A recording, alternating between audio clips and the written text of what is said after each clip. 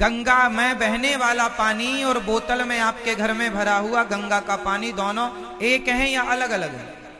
जोर से। एक हैं? एक है। तो फिर आपके घर के पानी में सूअर मुंह डाल दे गंगा जल में, तो आप उसे पी सकते हैं? और गंगा जी में लाखों सूअर रोज यदि जाके नहाएं या कूद जाएं, और नहाते हैं सूअर आसपास के, तो गंगा जी में डूबे रहते हैं, तो क्या उन सूअर के नहाने से गंगा अशुद्ध हो गई? जबकि आपके एक बाल्टी पानी में, गंगा जी के पानी में यदि सूअर मुंह डाल दे तो एक बाल्टी पानी अशुद्ध हो जाएगा, भले गंगा जल है। हाँ या ना? बताओ ऐसा क्यों? जबकि दोनों आपके हिसाब से एक ही है, तो ऐसा क्यों? कारण है कि गंगा है अंशी, और एक बोतल पानी उस अंशी गंगा का अंश है। समझ रहे हैं? गंगा बहता हुआ पानी हो गई अंशी, और उस अंशी का अंश हो गया एक बोतल पानी, एक बाल्टी पानी इत्यादि, है ना?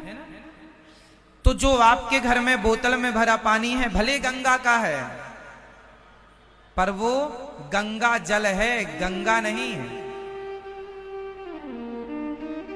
वो गंगा जल है, गंगा नहीं है।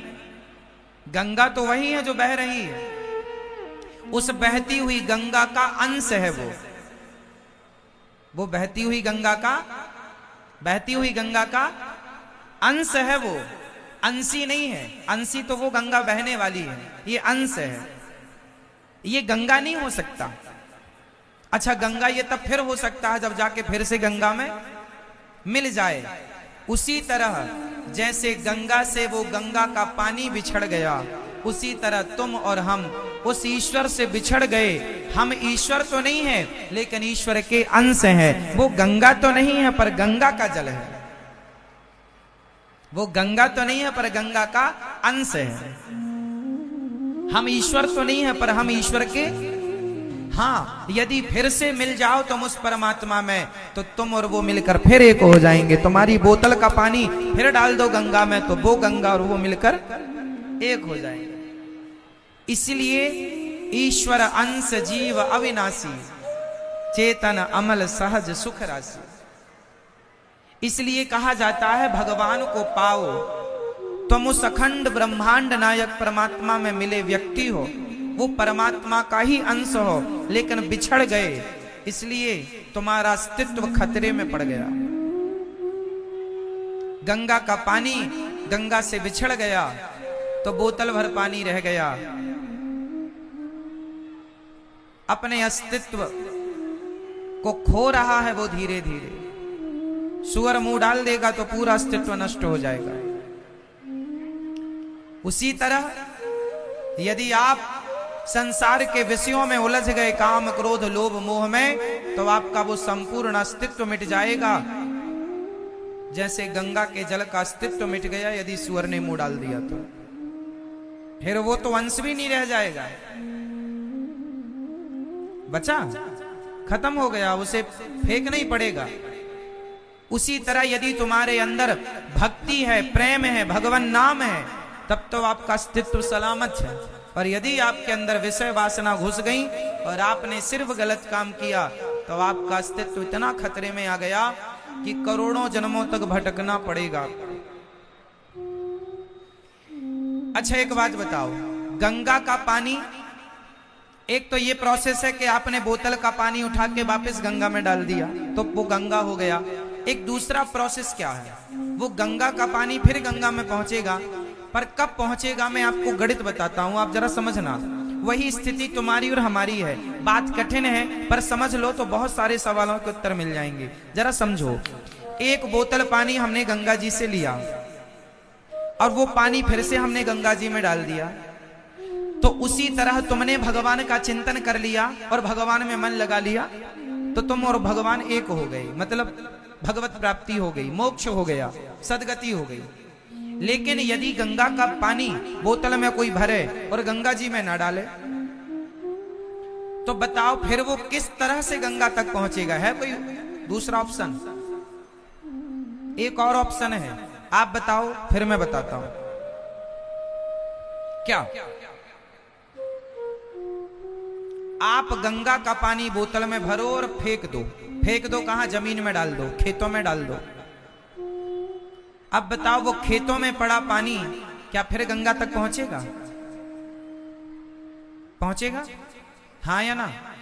हाँ पहुंचेगा। कैसे? क्योंकि पानी भाप होगा। पानी क्या होगा?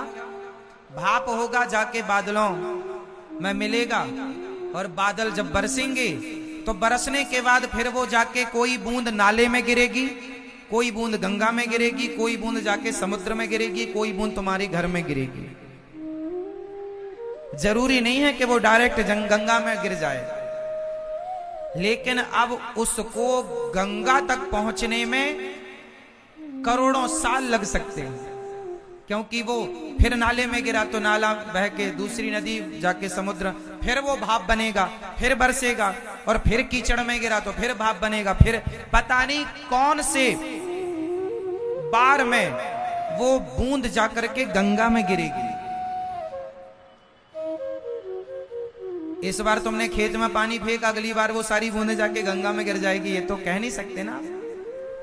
कहां गिरेगी? हिमालय में गिर गई तो बर्फ हो जाएगा। स्टॉप, रुक गया वहां। अब कब तक रुका रहेगा? ग्लेशियर जब गलेंगे वो बूंद पिघलेगी, फिर समुद्र में फिर भाप बनेगी, तब जाके फिर बरसेगा, तब जाके गंगा में। मतलब उसे गंगा तक पहुंचने के लिए अब करोड़ों जन्म लेने पड़ सकते हैं। हाँ या ना? इसलिए कहता हूं मनुष्य बन गए हो तो भगवान का चिंतन करके इसी जन्म में मिल लो। यदि इस जन्म में भगवान के चरणों में मन ना लगा पाए तो अगली बार तुम्हें करोड़ों जन्म लेने पड़ सकते हैं। 84 के चक्कर में भटकते भटकते पता नहीं फिर कब मनुष्य बनोगे, कब तुम्हारे अंदर सत्संग की, भगवान के भक्ति की बुद्धि आएगी और कब तुम भगवान में मन लगाओगे। आज बन गए हो मनुष्य तो लगा लो मन भगवान में, वरना वरना वरना पुनरपि जननम पुनरपि मरणम पुनरपि जननी जठरे शयनम।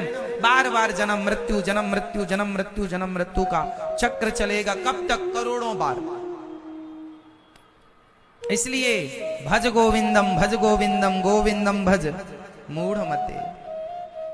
अभी भी कुछ नहीं बिगड़ा, भगवान के चरणों से अपने आप को जोड़ के रखिएगा और भगवान नाम का स्मरण बनाए रखिएगा। हे नाथ, मैं आपको कभी भूलू नहीं। तो ये भगवान है जो बिना पांव के, बिना हाथ के, बिना कहे सब बोल देते हैं भगवान।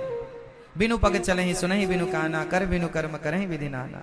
ऐसे भगवान को हम बारंबार नमस्कार करते हैं। तो हम जीव हैं, हम जीवात्मा है, वो परमात्मा है।